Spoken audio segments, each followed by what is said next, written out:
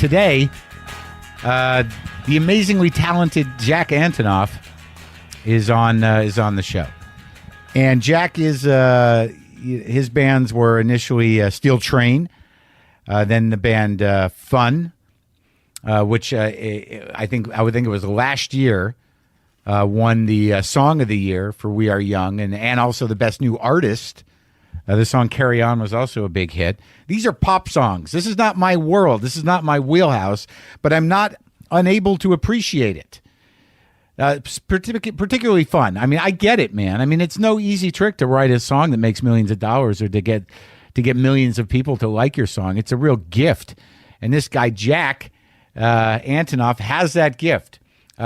He does perform at the end of the show. He does an acoustic version of one of the new songs off of the Bleachers debut album. This is his post-Fun project, which is more just Jack. And that Bleachers, that debut album, Strange Desire, is available now, and they're going to be on tour this summer and fall. You can go to bleachersmusic.com for more info. And he does play, and Jack is appearing courtesy of RCA Records, which is a division of Sony Music Entertainment. But I will tell you this about it. You know, when I talked to this guy, I didn't know a lot about him. But I generally will go, a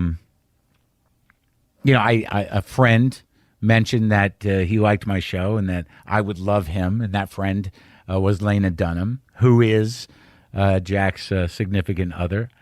And I'm like, all right, well, I'll check him out, Lena. I'll check him out. And I went and bought all the records. And I listened to all the records. And I'm like, oh, my God, this guy's got a gift. He's got a songwriting gift. He's got a very earnest approach to lyric writing. It feels real to me. And also the sound, the evolution of the sound of his work from Steel Train through Fun on into Bleachers it's a phenomenal arc of style. Like, how did he get from one place to the other? So I was sort of fascinated with him. And after we had a conversation, I really feel like, this guy is one of these rare people that has a true gift, an amazingly talented guy, and very articulate. I'm looking out of a window. in New York City. I don't know. I miss New York all of a sudden. I lived here for years. I don't know if I could live here again. I don't know if I could afford it. I don't know, even if I could, even if I did have the means to do that, I don't know if I would do that because that's just the way I am. I'm afraid to spend money. Look at that. They're digging a hole. Oh, you can't see it. I'll tell you, man, New York City, no matter what time of day or night, there's always some guys with hard hats in a hole doing some maintenance, keeping the pipes and veins, arteries together underneath the ground. God knows what's underneath this ground, but it can't be in good shape. There's always dudes in holes with tractors and tools. I always find that fascinating.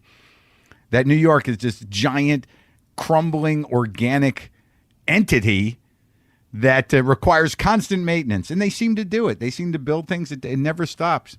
All eras of architecture are represented. That's for sure.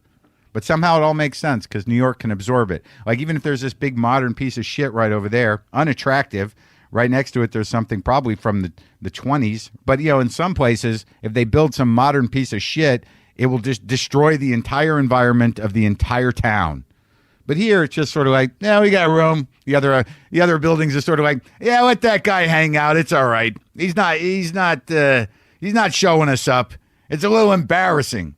That's an impression of a building I just did.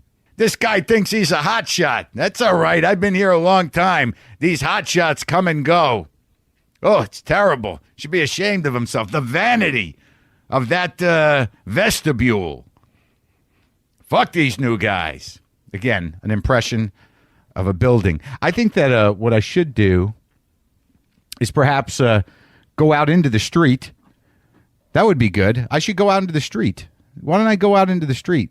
Let's go out and let's walk around New York a little bit and see what happens. Let me interface with the city and then dump my brain into this mic for you.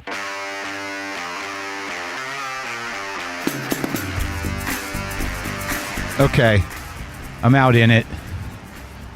I'm on Bowery and 3rd. Let's go down 3rd Street.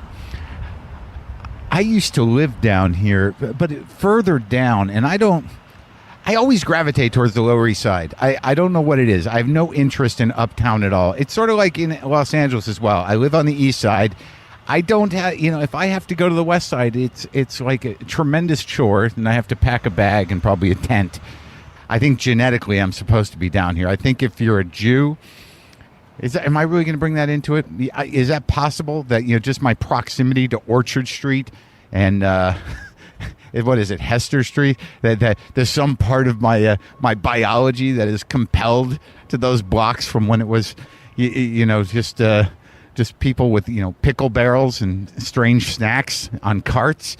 I don't know. Maybe. I don't really know. But I'm walking down 3rd Street towards where I used to live. I don't know. It doesn't seem that much different. I think I get creative ideas when I wander around the streets of Manhattan, because the last time I was here, I became obsessed with the ground. Like, there's like at the bottom of lampposts or planters or around mailboxes on the ground in New York, there's always this very odd collection of garbage and trash and pieces. It's the middle of the summer, and the last time I was here, what here? I'm right by some sort of sewer grate or like a drainage grate. There's a Hershey's wrapper and some cigarette butts and a sticker. But the last time I was here, I kept getting obsessed with the bases of lampposts, thinking like, wow, I should do a photo. Like here's a hairnet and half an apple. But I became sort of obsessed with the bases of lampposts. Is like, well, if you frame that properly and you had a good camera, that'd be sort of an abstract art photograph. So I pictured an entire series of photographs of just well-framed bits and pieces of weird garbage. See? That's what I could have been doing. Why didn't I dedicate my life to that? It's the middle of summer. Like, look at right here. Like, why is there a pair of gloves in this garbage here? Why is that? What's going on? Where'd they come from? What's the story? What's the backstory behind the winter gloves in the middle of summer at the base of a lamp?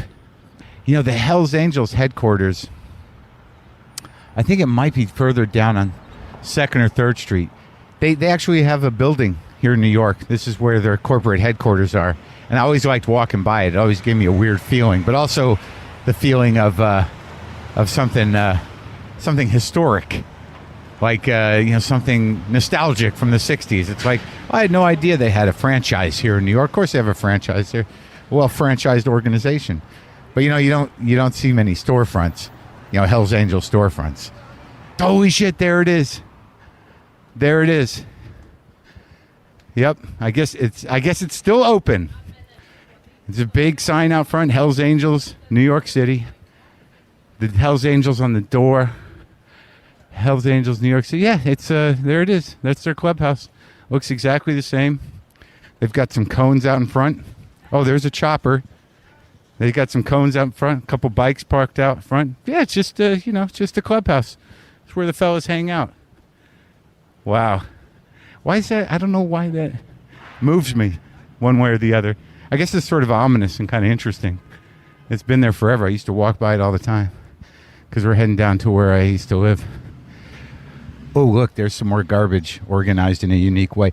Oh, I remember what the name of my exhibition would be called. It would be called Look Down, Abstract Photos by Marc Maron, Random Assemblages of Artifacts Discarded on the Sidewalks of New York. That's it. That's the gallery card. And then you'd see the photograph. It'd be the gloves, maybe a rusty key, and some cigarette butts. I used to spend my life just trying to find a fucking parking space on the Lower East Side. Your car would get broken into for a nickel down here. And they used to, you just sort of knew in this neighborhood that you didn't park in front of this storefront where the doorway was, where the dope doorway was. And one night I was like, fuck it, man. I can't find a space. I'm parking in front of the dope doorway. And I did that. And then I woke up in the morning and my tires were all flat. And there was a bunch of dudes standing around, including the little scary old man. And I'm like, what the fuck? And they're like, yeah, man, look what happened to your car. I'm like, well, yeah, what happened to my car? Knowing I was talking to the guys that did it. And they're like, I don't know. Maybe you shouldn't have parked here. Great. I get it. All right. And, it's weird when you have this relationship with, criminals in your neighborhood. You want to try to keep the peace and you want to try to have an understanding. And I'd somehow crossed the line. And I'm like, all right. And he's like, then one of them goes, "You gonna need tires, bro, And I'm like, where the hell do I get tires? And they're like, there's a place around the corner. And I'm like, all right. So I go around the corner to an affiliated criminal operation of some kind to get temporary tires. And I come back, and two of these dudes who flattened my tires were now in my car going through my glove compartment. Now, the real question about that scenario is like, why did I trust them to watch the car? I mean, I must have been out of my fucking mind. Yeah, I got the tires. I never parked there again. But it's an exciting time. It was an exciting time living down here. We go around the corner and go see the street where I used to buy Coke from Jimmy. Lived upstairs. The ongoing cocaine salon. So for me, what I used to do is I used to try to get there early. Like I used to try to get there before the night really started. I used to try to get my Coke, like at 5 or 6 in the afternoon on Friday or Thursday or Wednesday or whatever it was. So in my mind, so I could get it all done, by the nighttime, get it past me, get beyond it, and hide it from my wife at the time. But there's this one time where there's a great Lower East Side memory. I used to go get a bundle of Coke, and then I'd go down to 7A, or no, this bar down here, and just knock back a pint. There's nothing better than, oh boy, I think I'm getting the drips. There's nothing better than doing those first few lines of Coke and then just having a cold pint of Bass Ale by yourself at a bar with your brain on fire. Ah, Jesus, I better go to a meeting. Oh, here's another weird composition of garbage. What is that? What are those? Oh, they're like lychee nut shells. See, it's surprising if you look at everything with an aesthetic eye, you can see the beauty in things. See, some people would just walk by this and see it as garbage, which I'm about to. But for a moment there, it looked like art. Yeah, so I'd go over there early. And one time I went over to Hammerhead's. It was like a 6'4" walk-up. And it was a lair. It was like a complete sort of like, abstract art, insane man cave situation up there. All kinds of art and action figures and weirdness and darkness. But I went up there like 5:36. So I get there. He let me in. And I walk up the stairs. And I'm like, come on, man. Let's go. What do you got? And he's like, I don't know what I don't know. The guy hasn't come yet. So like my guy's guy hadn't come yet. And so I'm like, all right, well, so we go into the back room where he used to, where the couch was and all the stuff was, and where he'd sort of have his little cocaine salon, people coming by. He was a good Coke dealer. He'd always put stuff out. He'd step on it, but it was nice to, have a place to sit and talk and sweat. So I get there. It's like 5:36. We go in the back. It's still light out, and he closes the blinds to like sort of get set up for the night. And the buzzer rings, and a guy comes, a little Latino guy with a ponytail, shows up and speaks to Hammerhead in Spanish. And, obviously this was something that happened regularly. And hands him this wad of tinfoil, and then goes away. This short, old Latino, he must have been in his 60s, the ponytail and the cap, gives Hammerhead a wad of tinfoil, and then walks away. And then Jimmy brings it into the back and opens it up, and there's just this rock of cocaine, like bigger than a golf ball sized rock. So this is the main stuff. This is the stuff right off the brick from wherever that comes from. So my Coke dealer's guy had just delivered my guy his stuff in pure form. So Jimmy and I are sitting there, and I'm like, wow, that's it, huh? That's it? That's the real stuff? He's like, yeah. And I'm like, well, let's do some. He's like, all right. So he cut me up a couple lines of this stuff right off of this rock. right out of the guy's hands. I do 2 lines of this stuff right off of this rock, and I just felt electricity ripple up from the top of my sinus passages all the way down my spine, and just like everything, just like little tingly explosions all over my body, and I felt like I could fly.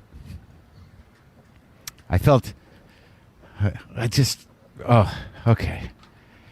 And I look at Jimmy and I'm like, holy shit, why don't you sell that stuff? And he looked at me and he said, because people would never leave me alone. And then I watched him take this golf-size rock of cocaine and drop it into a bag of stepped-on garbage from last night and just pound it all out into whatever he was going to sell. There's sadness to it. There was a sadness to it. But I also understood it. And I'm glad that I had no real access to whatever the hell that Latino guy brought over. Because, boy, God knows where I'd be. God knows where I'd be right now. Hey, Mark. Hi. Fan of your show. Thanks, man. What's going on? Nothing much. Selling beer. Selling beer here? Yeah. I was just talking about this place. Yeah, 7B. I'm walking around, so I'm doing... Do a little tour of the old neighborhood. Yeah. Because I was just talking about going down there to get my blow and coming right here to have the first beer after I got jacked at his house and how beautiful it was. Yeah, it still is. Oh, no, don't tell me that. Don't tell me that. I'm sure it hasn't changed at all. Why? I don't need to go back there. I'm coming up on 15 years sober. I want to get out of here now. See you later, buddy.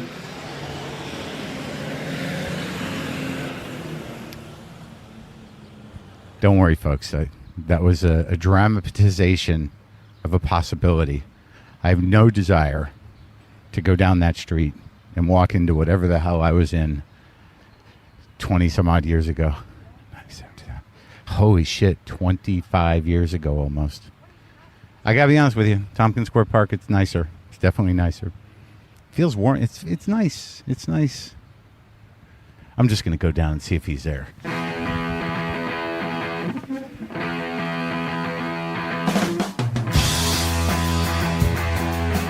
I'm back. I made it back to the hotel.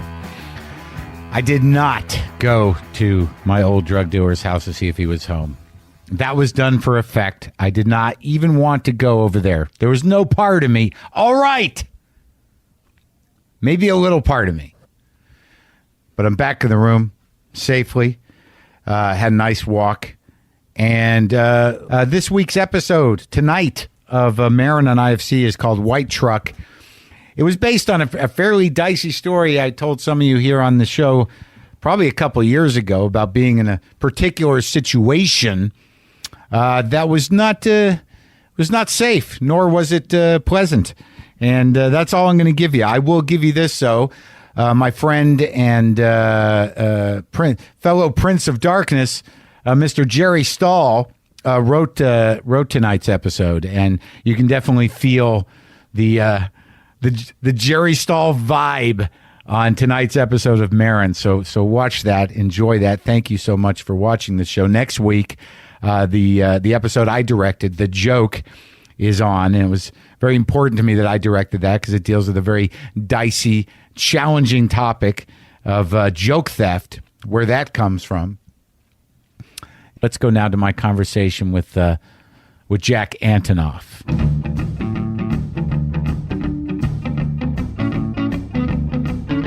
What were we saying about blues? It's sad that it's hard to listen to because what is it about it though?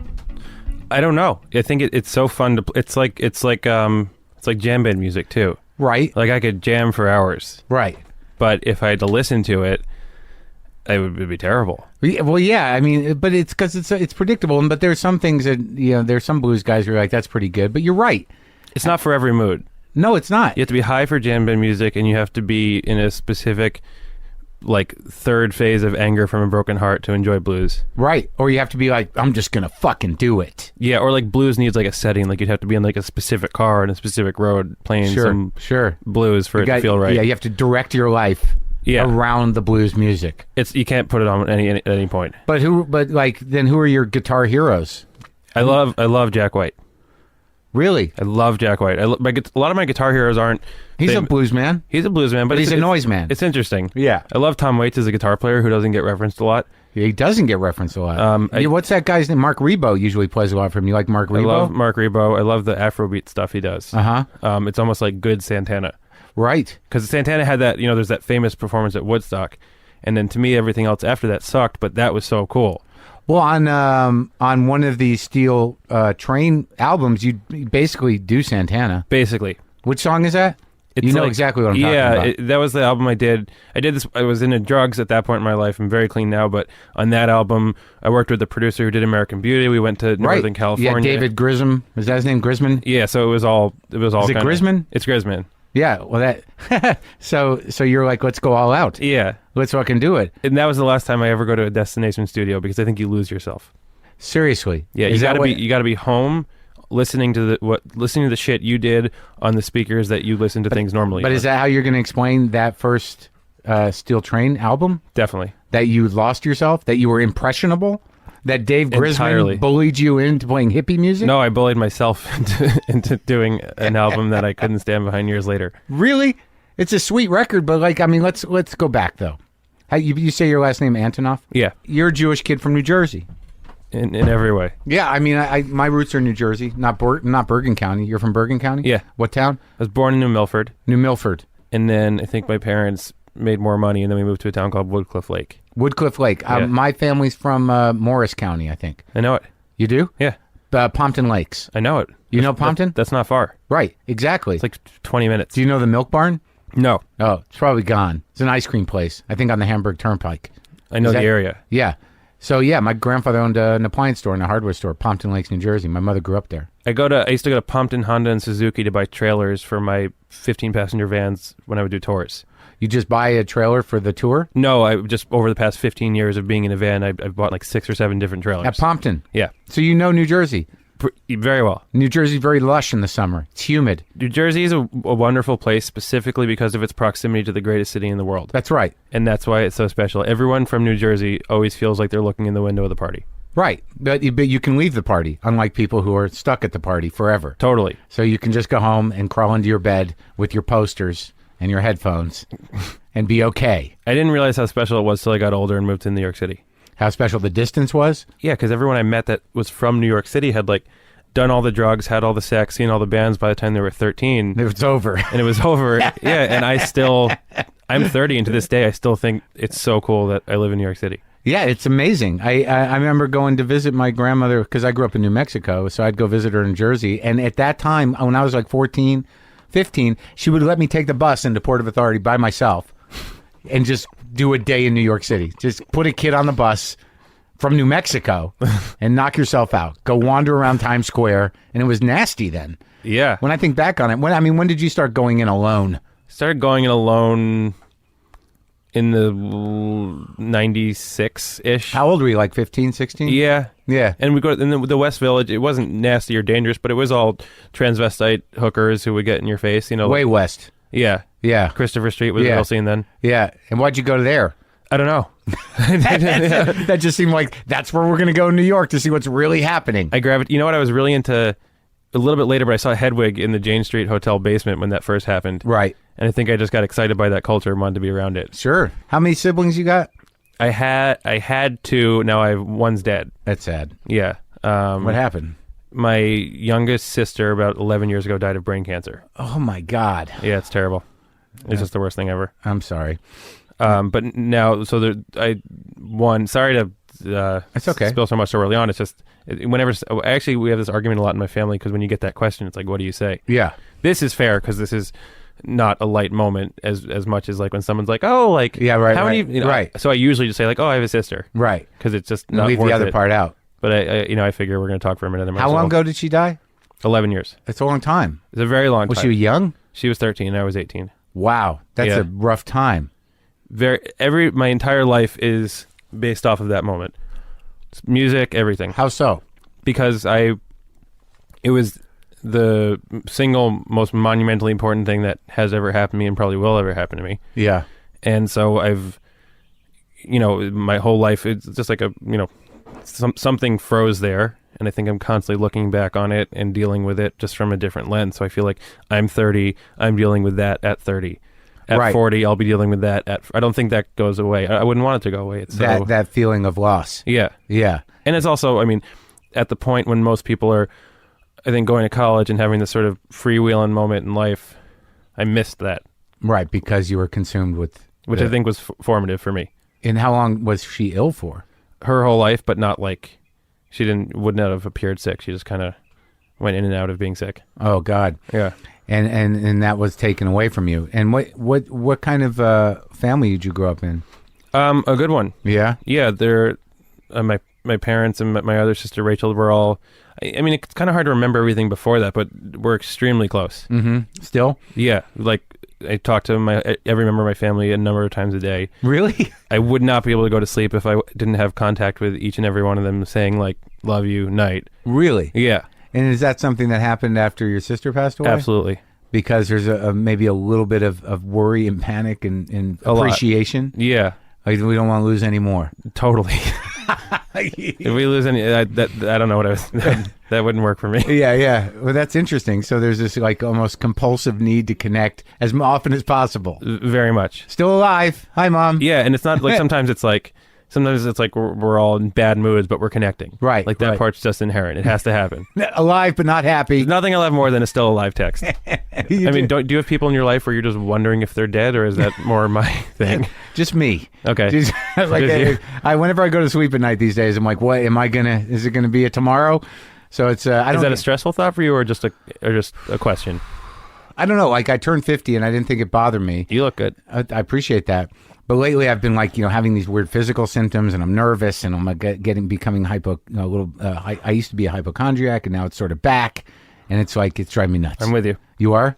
You have that? Terribly. Really? It's I've battled with a lot of OCD, and not in the annoying way where people are like, I'm so OCD, like, real issues where Like how did that manifest itself? the biggest way it manifests, well, it was always just little things, like organizing and counting, but as I've gotten older, it's gotten worse. And the biggest way, I was so terrified. I had a terrible acid trip, which is another very formative thing. So to stay sort of chronological, about 3 years after I lost my sister, I was in like a totally post-traumatic stress place. And Right. I was doing some drugs. I did acid, and it totally freaked me out. I had like the quintessential bad trip. The first time you did it? Yeah. Yeah. And I became completely convinced if I did it again, I would lose my mind. I'd become a schizophrenic or whatever. And then I became completely convinced that I was going to get dosed because I was playing a lot of festivals. you're gonna get sandbagged by some idiot, Ruin my life. and then lose your mind. And so then I became obsessed in this very obsessive way about not drinking anything that wasn't sealed. I wouldn't drink water to rest. Out of fear of dosage. Out of fear of dosage, things I would touch. It just went into, and so that part of the brain, it just finds ways to manifest. Cut to 3 years ago, I was making the second Fun album. Yeah. Some nights we worked with That's a big record. Yeah, that one did well. We worked with a hip hop producer who was working these crazy hours, very opposite of how I grew up. Yeah. Long story short, the process of making the album was so hard on my body, I developed a horrible pneumonia, and I almost died. Yeah. I went to the ICU and ended up in the hospital for 5 days, and then home on intravenous antibiotics for like 3 weeks. It was crazy. Wow. And since then, I'm so connected with this idea of, have you ever been sick where you're really knocked out? Yeah. It's really terrifying, and Yeah. now I'm working on it hard, but I'm in a very Hypochondriacal stage. What in Place. terms of being on top of your health, what you eat? Insanely on top of my health. I'm on a cocktail of different supplements that I What- think are actually interesting and are working. Like what? Immunokinoko, Cold FX, Selenium, D. I saw a specialist who just put me on all these different things that just boost your immune system. Really? Yeah, Because I take a few things. I believe in it. You do. Yeah. Why not? That's all that matters. If I have to take 12 pills every morning and they're not going to kill me and there's a tiny chance they'll help, I'll do it. Right until you get tired of it. Yeah. Until one day comes, you're like, I just want to see if these are doing anything. But you know what? A doctor said something to me, which I'll say to you because I think it might make help sense me? to you. Okay. Is you're going to feel this way till you're 120. What? That you're going to die. It's a very optimistic doctor. I appreciate that. Guys like you, I don't think die. God, I hope you're right. Yeah, I mean, it's certainly my father just seems to be fighting the good fight. All right, so you're sort of a New Jersey kid, and before tragedy strikes, what are you doing? Because I listen to a lot of your music, a lot of it. Really? Yeah, There's a lot out there. There is, but like I knew you were coming in, and it was weird. It was one of these things where, okay, I'm going to do some research. You know, this guy's he had a hit record. He won a Grammy for a song. Which song was that? We Are Young. Yeah, big song. It was a big song. Big with the kids. though. I'm an old man. Yeah. So like a lot of stuff you may have done, it didn't come across my desk. So then I talked to your girlfriend, and she tells me about you, and then I heard about you. So then I got to go get all the records, and I get all the records, get all of them. Not the stuff from before you made records. Yeah. Maybe there's some bootlegs, or you have that stuff. I'll send them to you. You will? Do you have them? They exist. But I got the Steel Train records. And I got the Fun records, and I listened to the Bleachers, the 2 singles. So Cool. I'm up to speed. Wow. Yeah. Is that enough? I wish everyone would do that. Is that more? Is there more? No, well, I do a lot of work with other people, but that's not as... Some songwriting and some producing? Yeah. But the thing that I came upon yesterday is, holy shit, this guy's sort of a genius. How did I not know about it? Thanks, Mark. Sure. Like, he seems to know what he's doing. He seems to be a little unclear about his identity early on.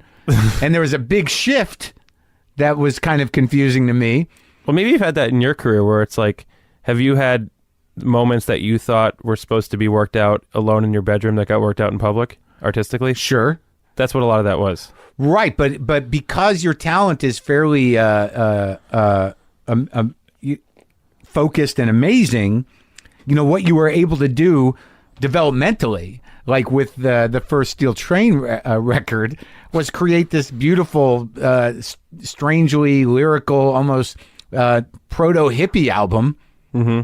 And then the second Steel Train record's like, what the fuck happened? It's a lot different. Yeah. And then I'm reading up on it. It's like, 2 dudes left. That must have been it. Those guys were holding him back. They were making him have mandolin and pedal steel. Like, I couldn't quite put it together. But like, where did it start for you? I mean, were you always a bright kid? No. No? Well, not in school. Let me try to generalize your middle class Jewish upbringing. What'd your father do? Business. In the General in business. like a broad way. But he's an amazing ragtime guitar player. Really? Yeah, and he studied with Reverend Gary Davis. Really? Yeah, and he what? So he was a young Jewish man who says, I need to learn this black man's music. yes. And I'm going to seek him out. and he went to his house and would study with him weekly. Where? Where did he live at that time? Bergenfield, New Jersey. Reverend Davis? Reverend Gary Davis lived there too, I guess. He lived in New Jersey. Absolutely. So your dad kind of got strangely obsessed with this old blues man, My basically. dad was obsessed with that music, ragtime, like a very gritty southern version of ragtime. Right. And he has these demos, which I should email you because they're incredible. You would never guess it was a Jewish guy going to Boston University from New Jersey. I went to Boston University. You did? How old is your dad? 59. Yeah, would have missed him. The Howard Stern era. Yeah, well, that was the one before me. Yeah. So so he's a business guy, obsessed with, but he's like classic boomer, like that. There was a time there where that kind of music was, and it was not unusual for someone to be obsessed with that music. No. Yeah, that made sense. Yeah. So he's an amazing guitar player? Unbelievable. Like a specific style of finger picking that is so skilled. Uh-huh. Just where you have the thumb constantly going. Yeah. Like I don't know how to finger pick at all. It annoys me. It's very here, I'll show you 1 sec. It takes me, it's too much discipline. Like this kind of stuff. Like this is a song he showed me. Like that kind of crazy. Yeah. Well, that stuff's very impressive. It's very impressive, and it's also very like Lindsey Buckingham, like that kind of crazy stuff. Oh man, he can play, man. Yeah, and to do it with soul is really Do you ever hard. think about that what happened to Fleetwood Mac after Lindsey Buckingham? I mean, he turned it out. I mean, that was it. It was all Lindsey Buckingham. Yeah, he seems way more troubled than his physical appearance would suggest, because he looks like Paul Reiser. A little bit. And my dad. Yeah, and your dad looks like that as well? Yeah. It's the Paul Reiser, Richard Gere, Lindsey Buckingham sort of. Yeah, Jew. Yeah. Except Lindsey Buckingham's not Jew. No. I don't think so. There's no way. No, I don't think not with that name, unless it's not his real name. Not with that kind of anger. No, well, no, I there are definitely many angry Jews. It's more of a self-hatred thing. Right, we do it inward. Yeah. We Are you a Jew? Yeah. Okay. We manufacture our Is that an insane question? Kinda. It's kind of an insane question. Your face is way more symmetrical, and your features are taking up way less real estate on your face. I don't know. I mean, I'm certainly sort of vocal about it to a point of where it may annoy people. But yeah, I'm a Jew. I come from New Jersey Jews, not unlike you. So you grew up with a guitar-playing father. Yeah. In a nice upper-middle-class household. Yes. And were you a troubled kid? No.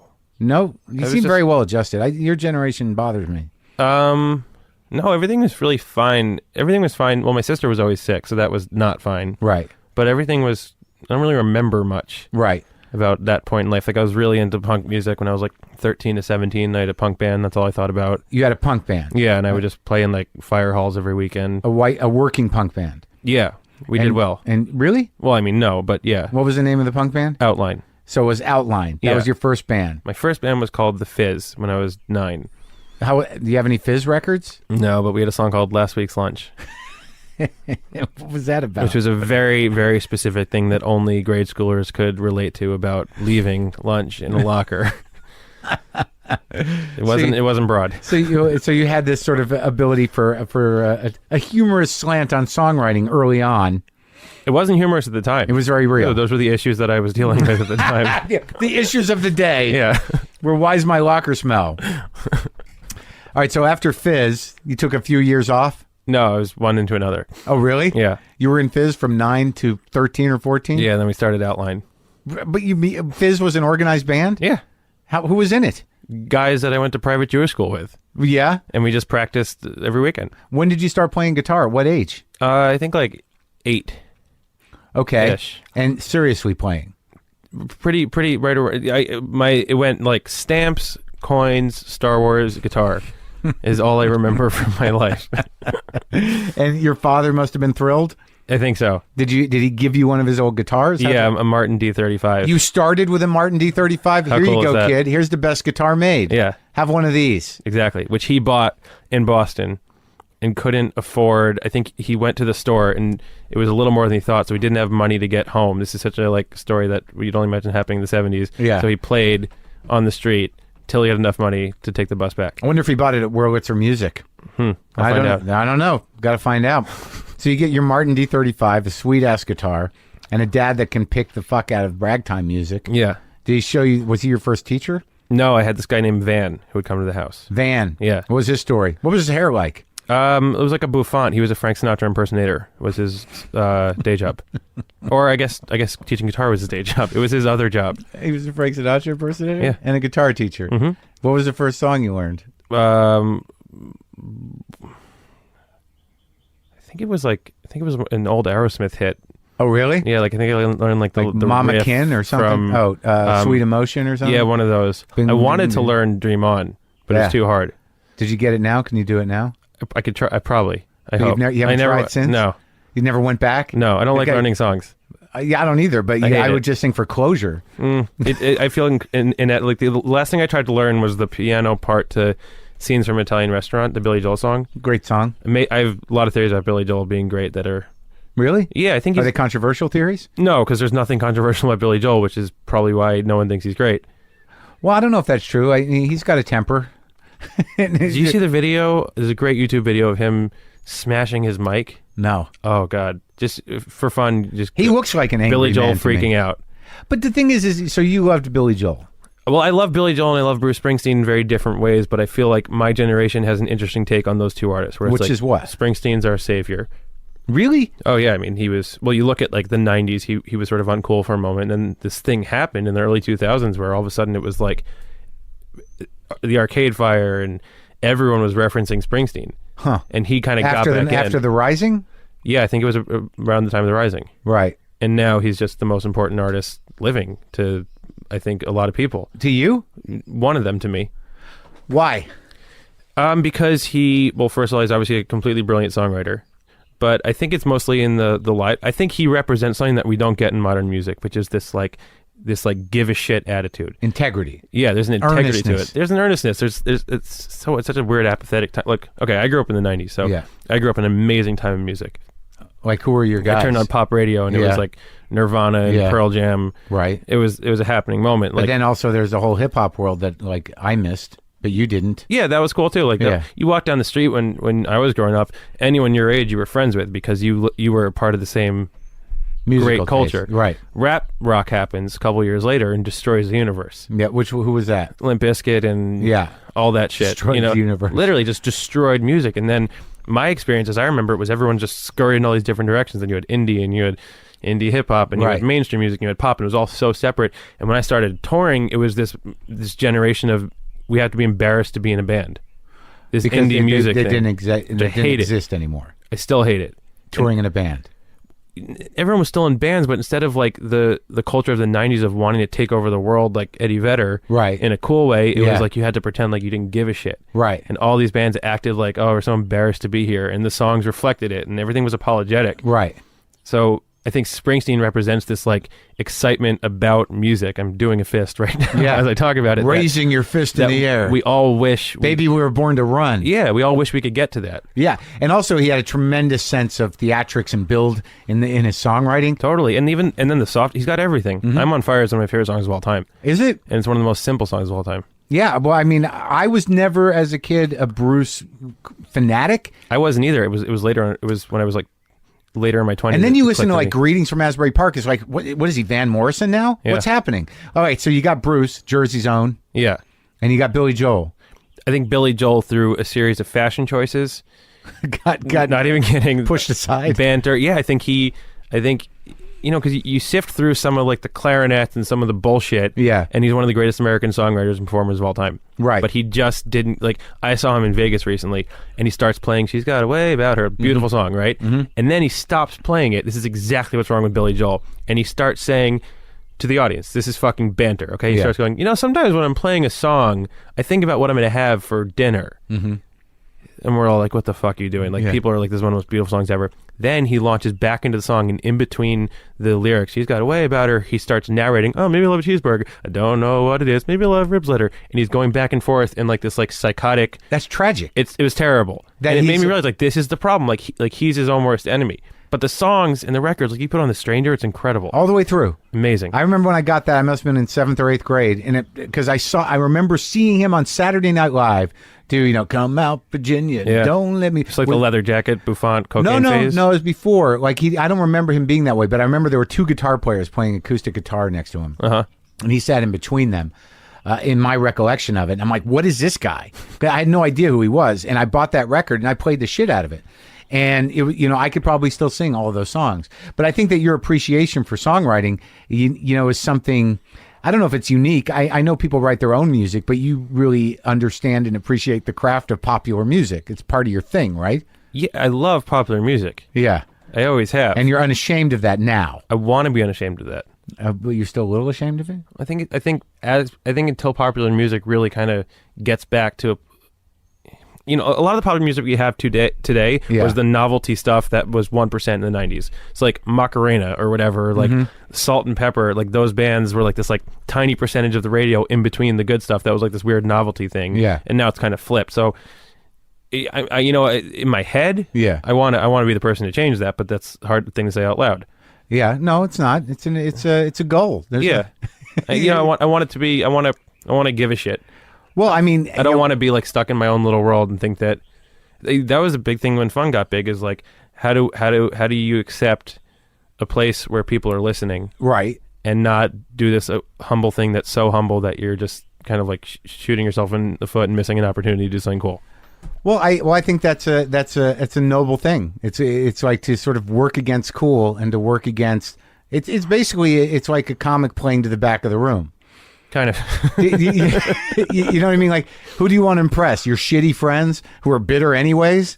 I want to move on from that. And defeated in a way, and sort of justifying their defeat ideologically by acting like they don't give a shit when they're really just angry and can't do better. It's hard to let go of that, though, because you start, like I'm sure in your work, too, you start only impressing those people because those are the only people who are watching.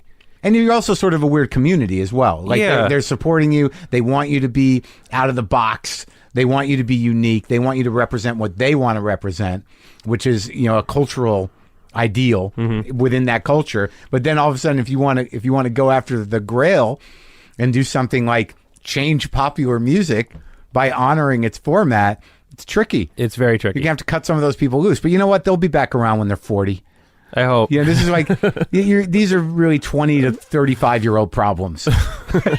Okay, good. Because if you pull off what you want to do and you continue to evolve as an artist, at some point you're just not going to give a fuck about those people genuinely. Yeah. You're going to be so happy with your own creativity that you're going to be like, nah, fuck them. And you're not even going to think about it anymore. And then they'll start coming around going like, I didn't respect what you were doing a few years ago, but like, it's really good. Okay, cool. And you win. Waiting for it. You win. And the guys that still hold on to whatever you're afraid of, they're going to be stuck in that shit. They're going to be 40 years old saying, they sold out. You got people in your life like that? I don't know. I don't talk to them much. They're gone. They did go away. That's good. Because one thing I learned about, and it was fairly recently, and thinking about it in retrospect, is that people are going to project their own shit onto you. Yeah. It's not a reflection of you. They've made you into something. Totally. And you represent something to them. So if you don't honor what they want you to do, it's sort of their problem. So until you can realize that, it's like, well, I got to do this other thing. Yeah, I'm sorry, but I don't really know you. I'm glad you liked that one record you liked. But, you're projecting your expectations on me because of your problems. Yeah, people get grossed out by ambition sometimes. Well, you got to hide it. Yeah, you do. Like, I don't know that I never had it financially, but I think I innately have ambition to keep going. But I think it's if you're ambitious and you're successful, that's a toxic mixture to some people that are just bitter. Yes. Because then you're like, you don't even have a name anymore. You're fuck that guy. That's your name. Fuck that guy. Right? You're fucking dead on. That's all right. So it seems to me that you've got enough people in the world that you aren't fuck that guy too. I hope. But let's go back to the punk band. So when you were in your punk band in junior high after Fizz, what were you doing? Original songs, all original songs? We did a couple Gorilla Biscuits and Minor Threat covers, but it was mostly original. I was always really into original music. Like, back to what I was saying before, I hated learning songs. It always made me feel inadequate because I could never get it right. I don't read music. Right. I don't want to read music. Like, right. I was always so excited about just the shit you just figure out. Right. But no idea what those punk songs are.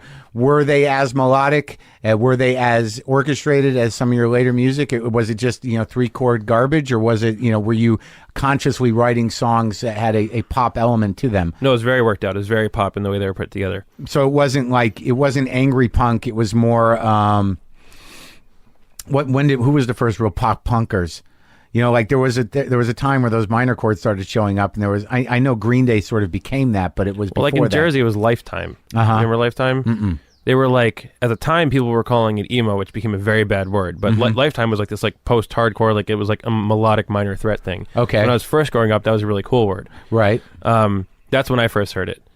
And Lifetime, Kid Dynamite, that was a Philly band. This like it all came from hardcore, and that's what Outline was like.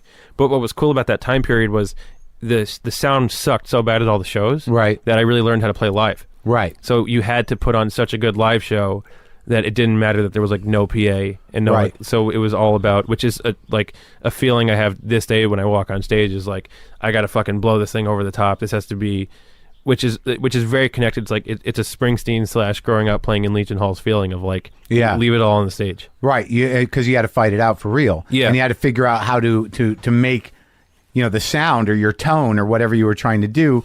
Because I know you also have a tremendous appreciation for production. So I got to assume that, just being loud is not the issue. It's how do you be loud and sort of contain and keep your tone. We always talk about this idea of big strokes. The sound guy I work with always talks about that. Like, how do you paint with big strokes live? How do you make these choices be massive? Like, if you take a guitar solo, how is everyone hearing that? If there's drums are smashing the toms, how is that?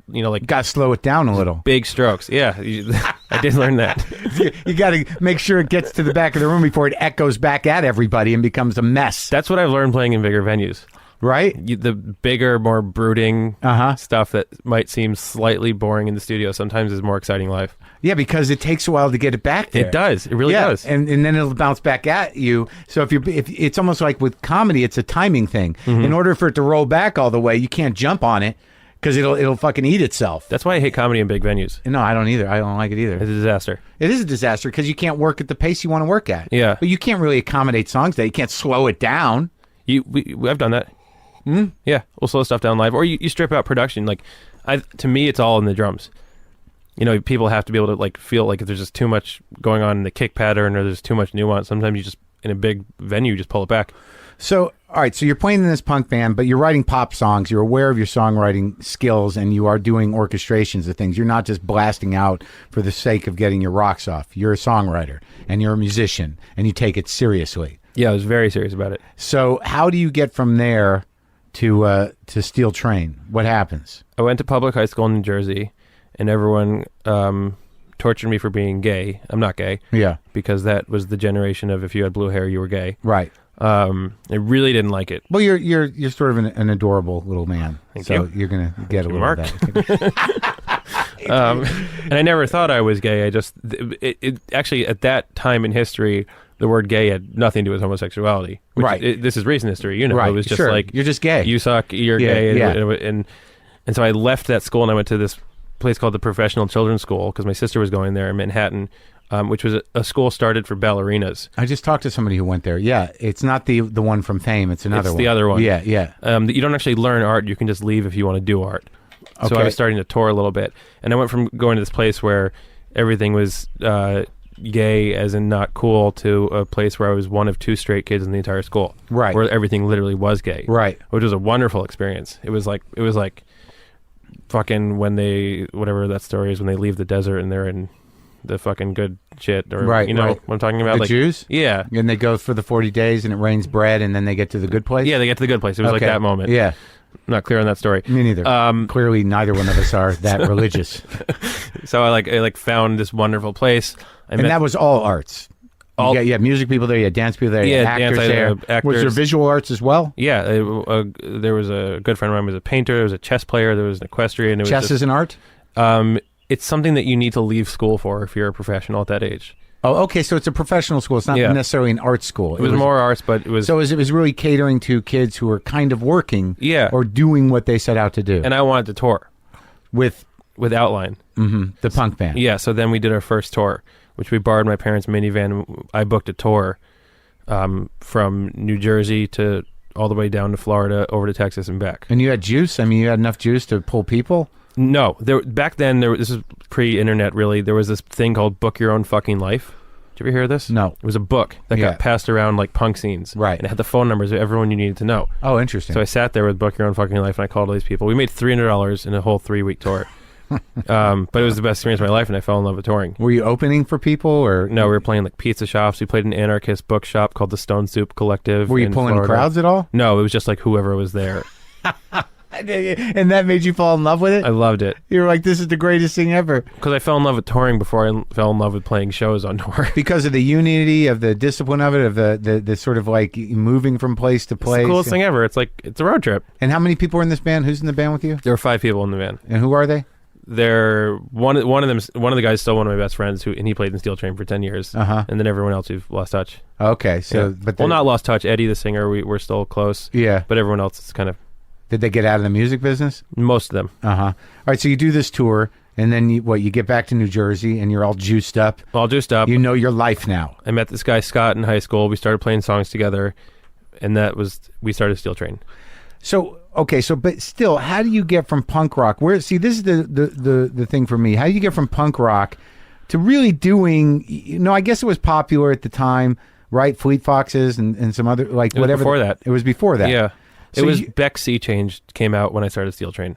Okay, so there was this reverence for the Flying Burrito Brothers, for Nick Drake, Well, the And, Beatles have always been my greatest inspiration. the Beatles. 100%. But I don't hear a lot of Beatles on that first Steel Train record. Am I missing it?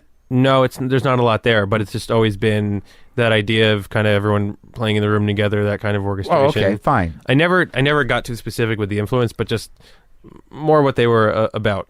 But there was a specific influence. I mean, was it just because of that producer? I mean, the songs you were writing were It was drugs. But drugs. They were so into pot and mushrooms and stuff like that. But you must have been listening to that music because there is definitely a hippie music idea. Because of that, we started listening to like the Dead. So there's a lot of Dead and there. folksy stuff. Okay, It was a very concentrated moment that wasn't me. What? But it was you. It really wasn't. I was in this weird post-traumatic stress haze. I was very like... But that music that you were listening to and doing those drugs must have been comforting. I mean, the record is a fully realized, beautiful record. So whether it was you or not, you applied your talent to something that was making you feel better. I was in a disassociative place. I was outside of my body, and I think that was something that was making me feel good, so I went with that. But it wasn't like... But did you feel connected to that community? Was the idea was like, I can just, open up and lay back? Like, was there a spiritual sort of notion behind it? No, we just kind of got into it as a group.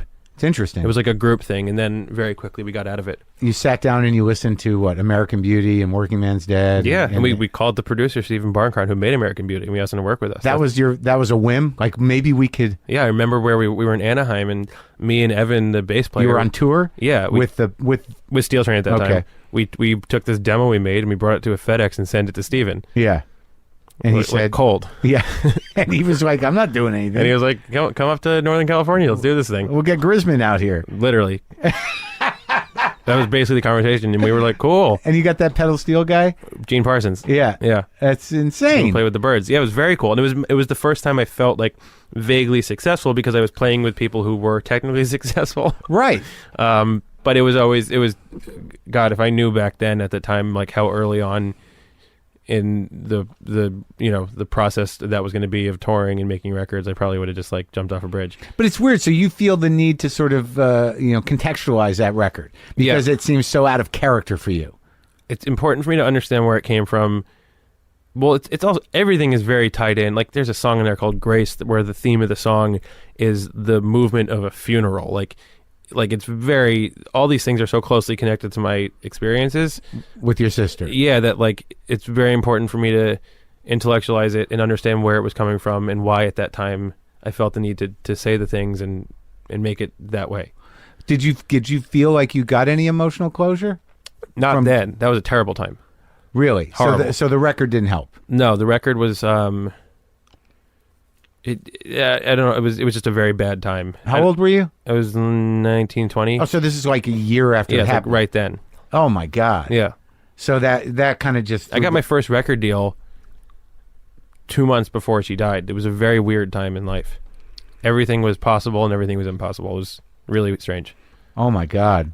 Yeah. So, okay, so you do that record, and what happens? Do you have a breakdown of some kind after? I didn't have a breakdown until about a year later.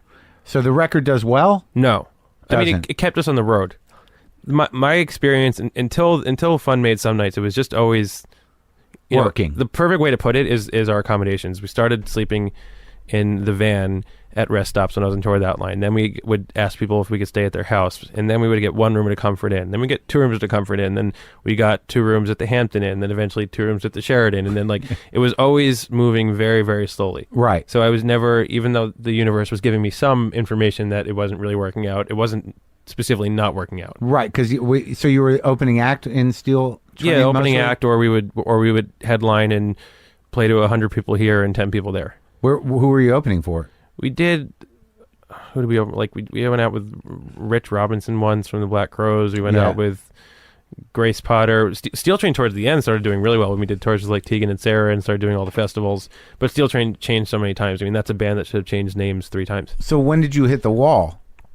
About a year after that album came out, I started freaking out and getting real panic attacks. Yeah. Couldn't breathe. I'm sure you've had them. You might be having one now. The type. So can't breathe. Can't breathe. Just physically, I thought I was dying, having a heart attack. Numb. Completely numb. Really, you get numb? I get numb feet? hands, spinny, can't breathe. Just break into like an immediate sweat, pouring sweat. And the worst thing is the emotional thing where I just don't know what's going on. The fucking thing is that because you were not processing the grief. No. That's a fascinating thing about my life looking back on it and just about the human body is it'll fucking come out of your body. If you don't deal with it in your mind, your body will release it. It's the worst because and what happens is, because I'm sort of in it right now, I am not clear why, because I've just been through a couple of difficult relationships, but like, you're doing your day, you're functioning. Yeah. But all of a sudden, you're just you can't escape it. Well, yeah, there's almost like something is pressing out of your face. Literally. Really. There's energy coming off of your body. And you're like, what wants out of me? What wants out? And there's no triggers. It just happens. It's ridiculous. Yeah. And were you raging out? I was terrified. Ugh.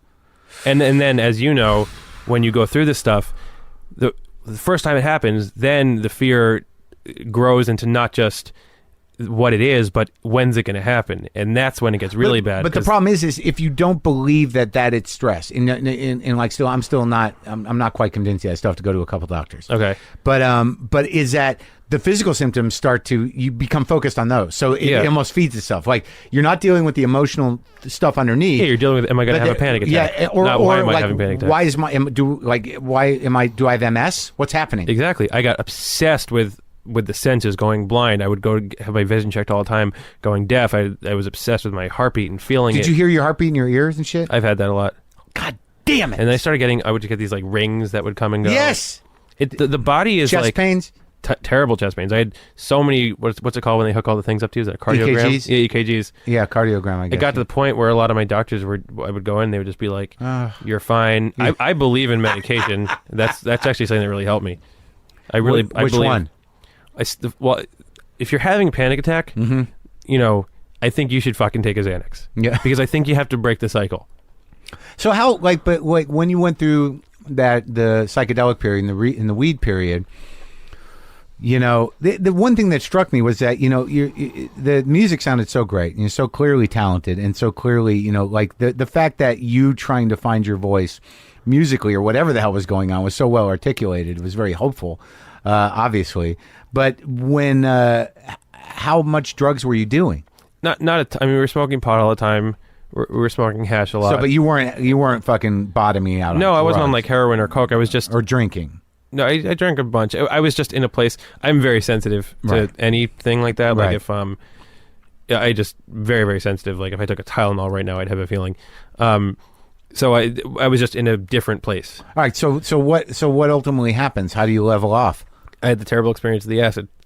Okay, which was referenced in that Bleacher song when I say panicked at the acid test. Panic at the acid test. And then that changed everything. But I still don't really drink. Yeah. Kind of all because of that experience. The idea of being outside of my body at all just shifted. I thought I died. We were in a car and we were going to Portland. We were on tour. And I was like, all of a sudden I was like, we died. Yeah. And I was obsessed with it. And I was like, we died. Yeah. We had a car accident. This is like a different version of reality. Oh my God, you locked into that? And then I went home and I was fine. Yeah.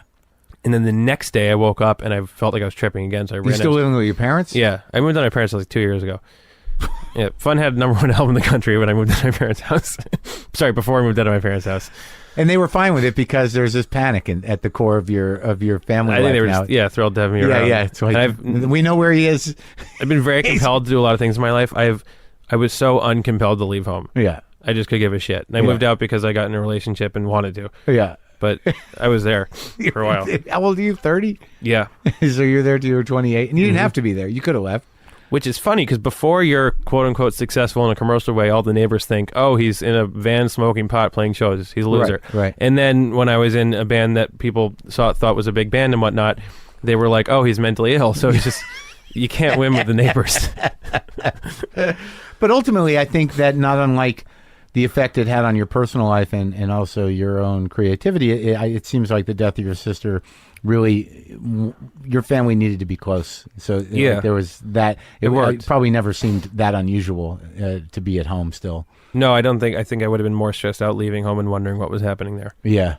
So now, what album do you finally pull it together? I mean, because Steel Train got big. You did, 2 Bonnaroos? You did a live at Bonnaroo thing? Yeah, we did a lot of cool. We never really hit our stride, but we did a lot of cool stuff. Like we played on Letterman and Conan, and we did all the cool festivals.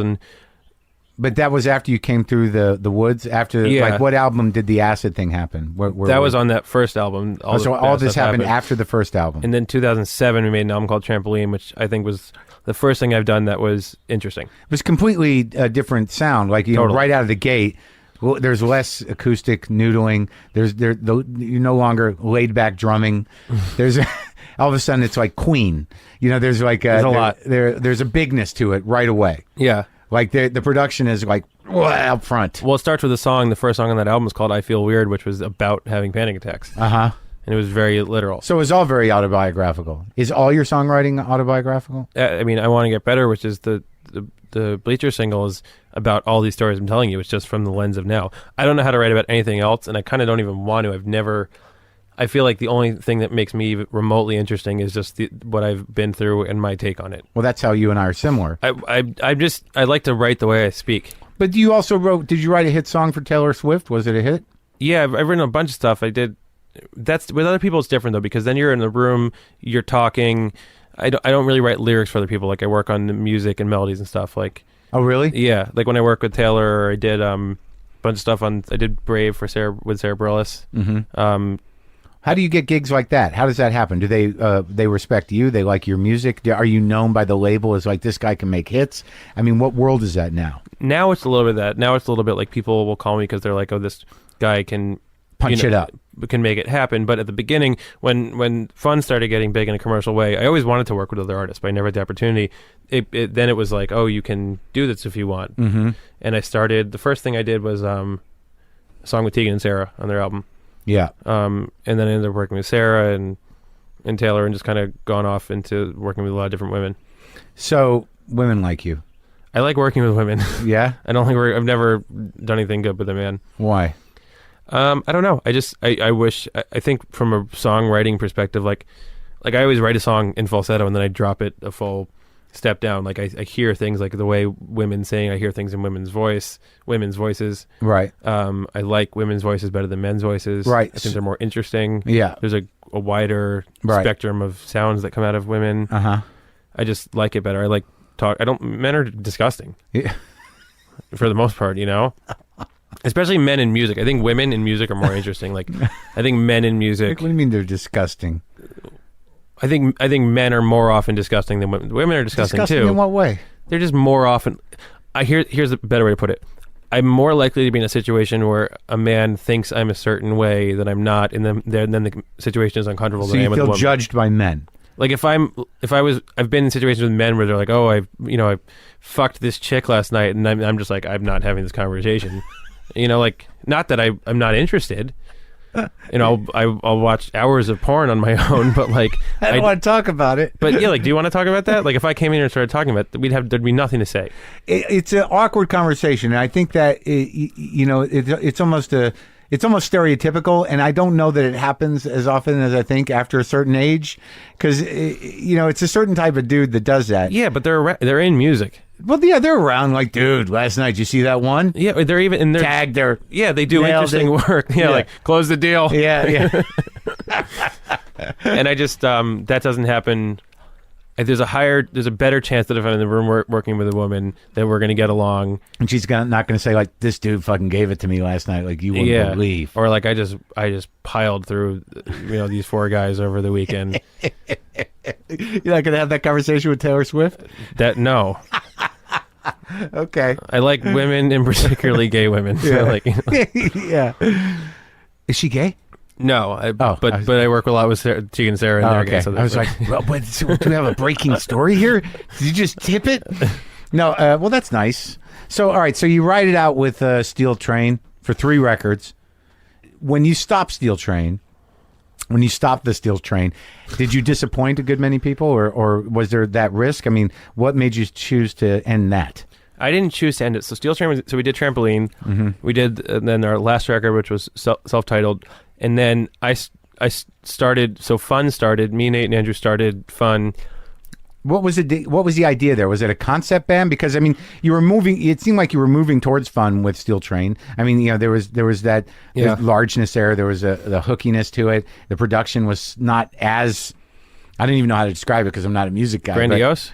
It's big, but I don't even know if that does it. I get, it's almost theatrical. Yeah, it's very theatrical. Yeah, with fun. Yeah. But you were sort of moving towards that. Totally. And what was the decision to do Fun? What was the vision? Nate, Andrew, and I met on tour in 2004. Mm-hmm. Back in the days of 5 bands on tour all together, and we all had our own bands. And people started sort of dropping like flies, getting other jobs, starting families, and we were always around. Even Steel Train had some revolving members. Uh-huh. Nate had a band called The Format. That band broke up. He called Andrew and I the day they broke up and said, I want to start a band. And I said, great. So the 2 of them flew out to my parents' house in New Jersey the next day, and we all lived there. for At your parents' house? for 4 months, and Oh, boy. we wrote and recorded a lot of our first album there.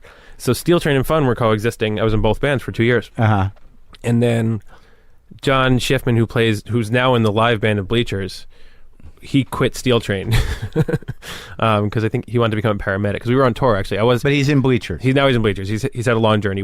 Steel Train was on tour. I was not there that day. The 2 days I left tour with Steel Train to like fly somewhere, horrible things have happened. One time they were in a van accident on top of a mountain, and then this other day, a truck had flipped over and there was like a guy dying on the side of the road, and this guy John, the drummer, jumped out and helped this guy. And in that moment, realized he was like, I want to become a fucking paramedic.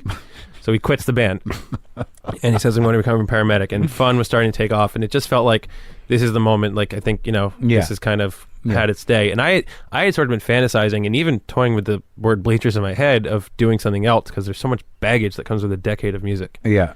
Just so much baggage. With the emotional baggage with the guys, expectations with the music. Yeah, you just can't really... I just really started to fantasize about just doing something else. And so the band kind of dissolved. Fun ended up... Then Fun had this crazy moment, which no one really expected was going to happen. On the second record. Yeah, we put out our second record right after Steel Train broke up. So, but the incentive for Fun was really you were burnt out from touring, from the emotional strain of being in a band, from whatever it is that burns bands out after a decade. But musically, what hadn't you done that these other guys? What was what were some of the talks about? Like, I want to write bigger pop songs. Fun? Yeah. The conversations were just, I always wrote, Steel Train was just me writing. Yeah. And then the band was the band, but I wrote everything. Fun was the first time I collaborated. So it was a totally new experience. You had three guys, me, Nate, and Andrew. We all, Andrew wrote a musical. Nate wrote all the music in his band. I wrote the music in my band. What was Nate's band like? Called The Format. It was a lot like Baby Fun, kind of. Like a lot of sort of Nilsson theatrical stuff going on. So you get a guy that actually wrote musicals. Yeah. All of us were the alpha writers in our own situations, and we kind of had this idea of 1 + 1 + 1 = 1,000. Right. Maybe. Because when I listened to, right when I put on, I think it was Some Nights, like right away I'm like, this is Queen. Yeah, we really went for it on that first song. Right? Yeah, we went full Queen on that. I mean, just in very literal ways, like the way they stacked harmonies. But that's a very specific production. It didn't feel like a ripoff to me. It felt like some sort of homage to a type of production that was very specific. Yeah, well, I mean, we love guitar solos, we love harmonies, we love string and horn arrangements, we love orchestral percussion, like these things. Queen's one of the only rock bands that really indulged in a lot of that, so that's why the similarities. And also wrote pop, pop songs, and kind of rocked at the same time. Right. And that's love all of it. And that's where you get your huge success. Yeah, maybe. But I mean, that song is the thing that sort of set in stone your ability to write a pop song, your ability to stand out, and also, winning a Grammy's not nothing. It's not nothing. It's a weird thing because it's like, you always think of awards in your natural reactions. You always want to be like, oh, fuck that. Right. But it is cool. It is. Well, that's part of you playing to the back of the room. It is. I mean, you can talk all you want about, they don't mean anything. Yeah, but I got one. Yeah. They may not mean anything, but I like to look at the one I have. I'm happy for my grandma. Yeah. Because that's like winning Grammys is something that she'll always have that for me. And she's still around? Yeah. That's one of them. Sweet. Yeah, and she's pumped because she had to live through the whole what the fuck are you doing phase. So with 10 years. Yeah, with 10 years of it's getting better. Well, how'd your parents react to it in general? They always were so on the inside that I think they were just drinking the Kool-Aid with me. Oh, they were. Yeah, they were just part of the delusion. You sold them. Well, no, I don't know if that's true because most of the time parents are just worried about whether or not you're going to earn a living. They're concerned for you. Yeah.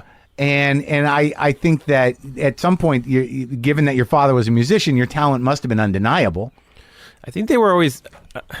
I've got them to admit once. I did this one show very early on at the Knitting Factory, and it's the only time that I've ever heard my parents really say something horrible, where my dad has said to me since, he was like, that was the only time I ever thought to myself, maybe you shouldn't do this. What happened? We were bad. We were very bad. Really bad, huh? But I also think losing my sister and all that just kind of really turned the whole, got to make my parents come from parents of depression mentality. Sure. You make a living, that is the goal of your fucking life. That is it, And then they're an interesting generation. And then I think when we lost our sister and all that, I think everyone stopped giving a shit about everything, kind of. Right. You know, because you realize how fragile it all is. Yeah, my and dad would give me unfair. And it's also obviously it's the worst thing ever, but learning very specifically how unimportant money is. Yeah. And no matter how, my dad had Right. money and he paid for every possible Right. parents' treatment that you could. Right. Didn't matter. Money can't buy it. So I don't think they gave a shit, and I didn't give a shit. And my parents would give me $300 a week when Yeah. I wasn't making money, and Right. that's what I would live on. Right. Some premium was put on, living life to its fullest. And I didn't care. Money and success were never connected to me. Yeah, and me neither. I just never gave a shit. I think that's one of the privileges of growing up in an environment like that. Yeah. That, when you have supportive parents, one way or the other, who have money, you have to be taught the importance of money in that way. And if that's not part of it, the value system necessarily, you're sort of left to wander. And I think it's contemptible from other people's point of view. Totally. That like you're entitled, you're spoiled, you're this, you're that. But it also provided us an amazing freedom to roll the dice. The thing is that when you do succeed and you come from that background, there's always going to be haters if you have any problems at all. Yeah. But when you don't succeed, then you're just another idiot that squandered their fucking life. You know what I mean? That just sabotaged their own opportunities. Like, what the fuck is the matter with you? You could have done whatever you wanted. Yeah. And now look at you. But then if you do make it, it's like, nah, it was easy. You suck. Yeah. It was an easy ride for you, wasn't it? People love to yell about that. But the fucked up thing is like, no matter what, like, you're going to get shots, all right? Even if your shot is a gift of some kind, even if you get a shot because you're connected or whatever the fuck it is. If you suck, you still suck. Right. Yeah. You're not going to stay up there. Totally. That's what always fascinates me about people thinking like that advantages are amazing, but like a 15-year career or like there's not too many accidents. You kind of have to still fucking... Right. You have to be good. good. You have to show up for work and you have to deliver. Yeah, you have to be great. No one's going to be like, no one's going to carry you for, a decade? No. And I mean, people know that you're with Lena.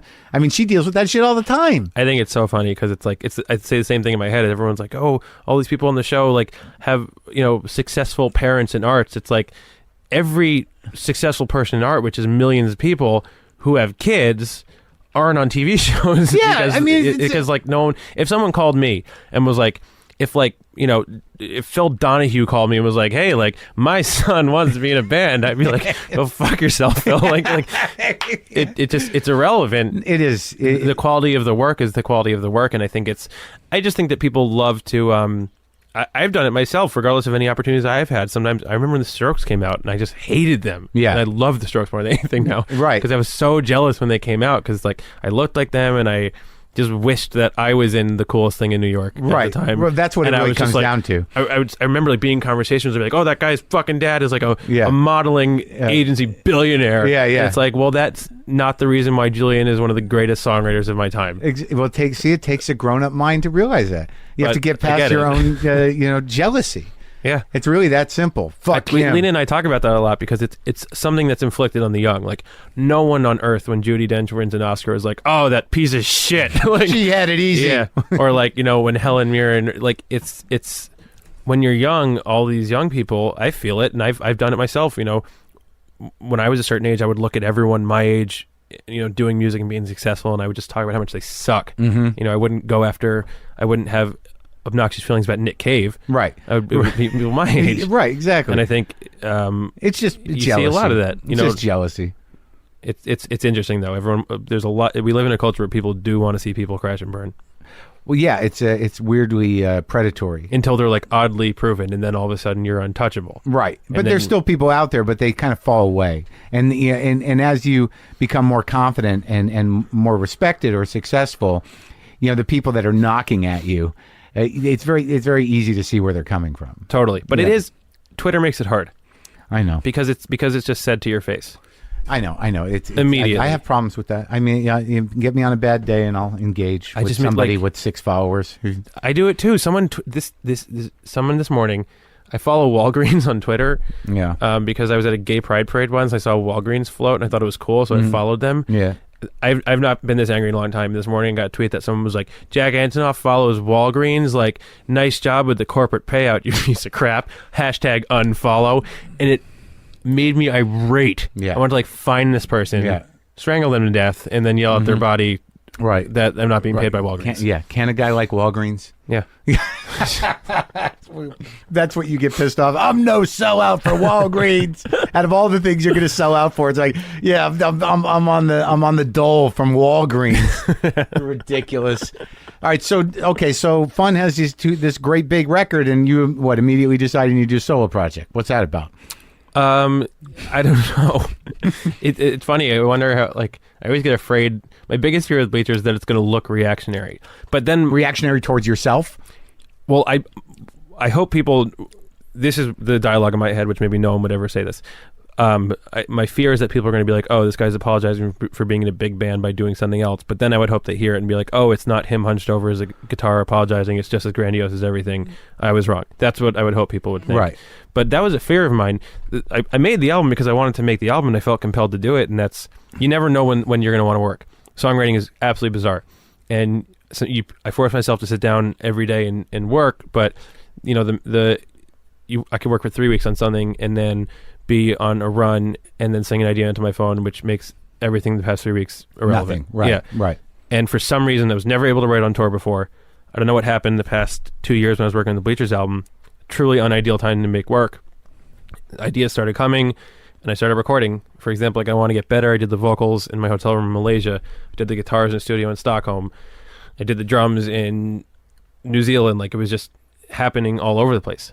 So you'd like get a flurry and be like, get me to a studio, or you brought the equipment with you? I mostly did it in my hotel room, but I'd go to the studio too. So the actual mix was recorded in these different locations? Yeah, and then I'd bring it back to New York and work with John Hill, who's one of the producers on the album, and we'd sift through all the stuff I did and be like, this is garbage, this is What are you interesting. recording on? Pro Tools. Just on your computer? Yeah. Wow. I have a pretty good setup at this point. That you can travel easily with? Yeah. Huh. It's fascinating the way that you know, how seemingly easy it is to have access to amazing technology. I love it. Yeah. And a lot of what I do is sample based, so I'll start a song like, I Want to Get Better, not to keep referencing that, but only 2 songs are released. So yeah, like all those piano samples, like that's all cut up and done on an MPC. Mm-hmm. And that was my idea for the album, like a lot of like this super, you know, like created in a box stuff tied with super organic stuff at the same time, in a literal way. Right. Well, I mean, that's it's fascinating to me that, like, because I know that, like, if I wanted to, like, I record in GarageBand and I only know how to record voices. Is that, like, if I just took an hour or two and learned how to use it, I could probably have a lot of fun with my equipment in here. Yeah, but I don't do it. I hate it too. I mean, have to learn the thing. Learning, like, if I got a TV, I would throw away the manual right away and spend 7 years trying to turn it on. Yeah. And that's my experience. Like, I could, if I spent one day, I could probably make my life way easier. But someone sit down and show you stuff? Is that the way you are? It's like, dude, you just have to. Yeah, like I'll be in sessions. I was, you know, I was with Max Martin the other day, actually. Yeah. And we were working on something, and I was kind of watching him. And I was like, oh fuck, like you can just do that. I can do that, and then I save 7 hours every day doing this new thing. That's great about technology. But then I have this idea, like, I don't want to get too good at the computer stuff though, because I'm scared it'll fuck me up. Why? In what way? I don't want to go too far away from just like what the song is. Right. I get that. You want to keep it sort of organic. Yeah, I don't want to get obsessed with things that not everyone is paying attention to. Where are you? How do you feel that you finally were able to process the grief? Was it just time? All time. All time. Time and, well, really just time. You just discover things. Over. To quote another doctor, I saw a doctor about a year ago in Japan. I was having a panic attack. I thought I was dying, so I was like, I have to see a doctor. This doctor comes to my hotel room, and he said something to me which has really changed my life, about grief, about my body, about hypochondria, about all of it. He looked at me after he took all these tests, and I knew nothing was wrong, and he knew it, and we were kind of sharing this horrible moment where he was understanding that this was all emotional. He looks at me and he goes, it takes decades upon decades for someone to understand their body. And it like resonated with me so much, and I take that for the mind also, and for everything I've been through. It takes so long to understand it, and you just chip away at it slowly and slowly, and you get closer and closer to not dealing with it, but just being okay. Right, You know, and just not feeling. My goal for my life is to feel like I'm in my body. Right. When I'm at my worst, I'm outside of my body. Yeah. And I feel like I live in this place of sort of wavering back and forth, and I'm happy when I feel like I'm in my body. And that doesn't mean I'm not crying. It doesn't mean I'm not terribly depressed or anxious. You know, I like the idea of losing someone, that's forever. Like if you know, if someone you love went to camp and they stayed for a week, and then they called them staying for another week, you'd miss them more the second week, and then they called and said I'm staying for another week, you'd miss them more the third week, and that goes on forever. But that's human, and that's worth something. But all the fear and the anxiety, like that stuff, is what corrodes at you. Yeah. So I just try to think about moving on from that. And also just, you know, there, you know, like Jews, where did you ever reach into your spirituality at all? Did your family ever? No. It's interesting, right? I hate it. But oddly, you know, when you think of Shiva or you think of the process of mourning, you know, within a community or Shiva's a beautiful thing. Well, it is, because it seems to me that with grief, the emotions are so profound. And if you're capable of stifling them, you know, you will, out of fear of your own emotions and a fear of acknowledging the closure of it. But I think that the idea of Shiva, or the idea of almost, you know, consciously experiencing grief is a profound and healthy process. But I don't know how I would have dealt with it. It's hard to learn to let yourself go there.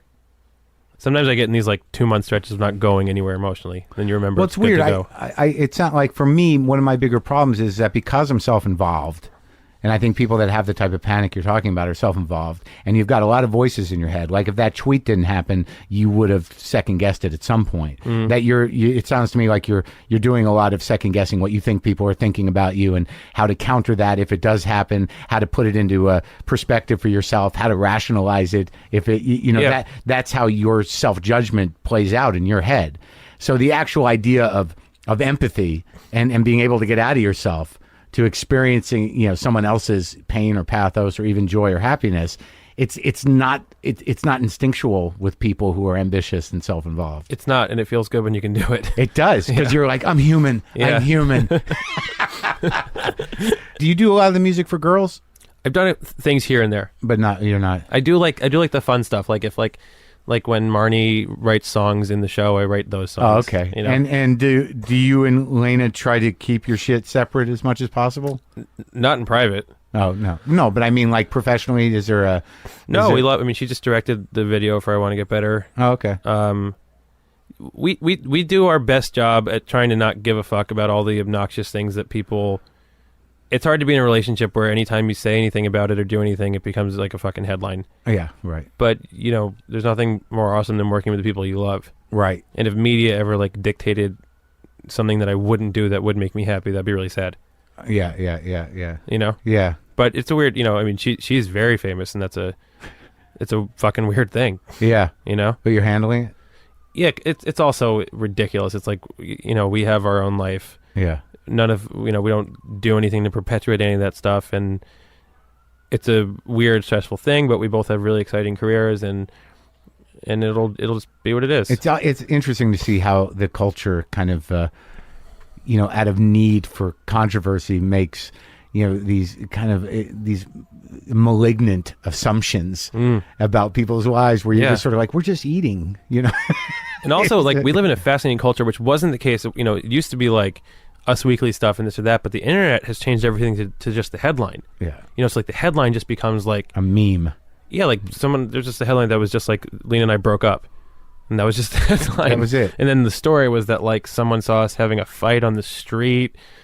None of it was even true. But like, it just like, but then that's it. That's the headline. Or like when Bleachers was first announced, I remember the Daily Mail in UK just wrote Jack Antonoff leaves Fun, which wasn't true. And then you read the article, and the article was like, Jack has a new band. We wonder if this will be a problem with Fun, which it isn't. But like, it's just throwing that question out there is not that, but that's the headline. Right, because there's such a hunger for content and such a competitive nature to what, and so much content has to happen so quickly. Well, yeah, and also they want people to look at it. So like, you know, they don't give a fuck who they hurt or why or whether it's right or wrong, because what's the worst that can happen? A cease and desist? Okay, we'll take it down. But it has a real impact. I mean, it's like, sure it does. People say stuff, and then that becomes things that come up in every interview, and then it becomes truth, and it just becomes, you know, it's very intense.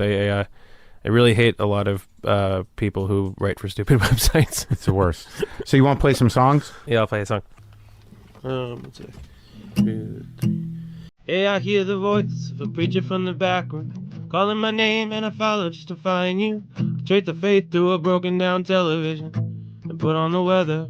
Man, I've trained myself to give up on the past, 'cause frozen time between hearses and caskets. Lost control and I panicked at the acid test. I wanna get better. All my friends were getting high, chasing girls down parkway lines. I was losing my mind, 'cause the love that I gave wasted on a nice face. In the blaze of fear, I put a helmet on a helmet, counting seconds through the night and got carried away. That's why I'm standing on the overpass screaming at myself, hey, I wanna get... Didn't know I was lonely till I saw your face. I wanna get better, I wanna get... I didn't know I was broken till I wanted to change. I wanna get better, I wanna get up to my room where there's girls on the ceiling. Cut at the pictures and I'll chase that feeling of an 18-year-old who didn't know what loss was.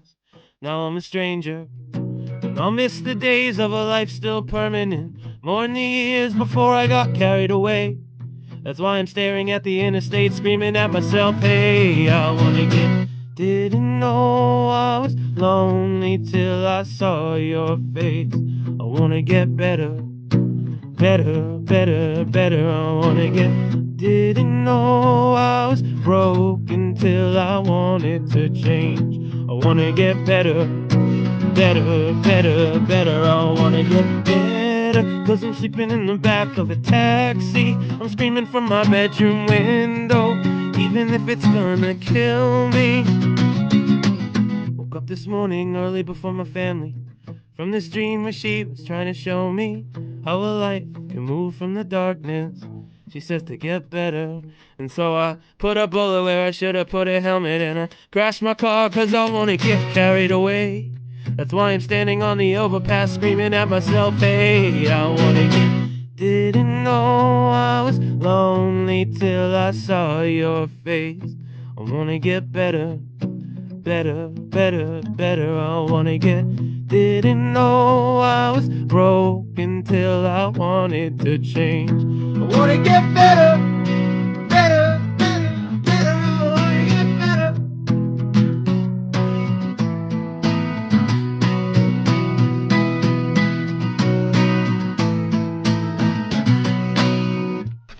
Awesome. Cool. Thanks, man. Thank you, Mark.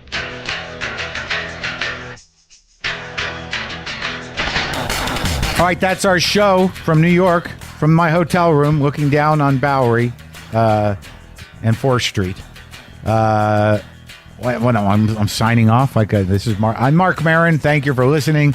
No, go to WTFpod.com for all your WTF pod needs. Watch Maron on IFC. I'll be in Denver, Colorado tomorrow night. And right now, what am I going to do? I got to go figure out a place to upload this stuff. That's what I got to do. I'm going to get more coffee. New York, New York, it's a wonderful town. I need one of those machines that change the pitch. Can I put one on here for when I choose to sing one line of something? Boomer lives!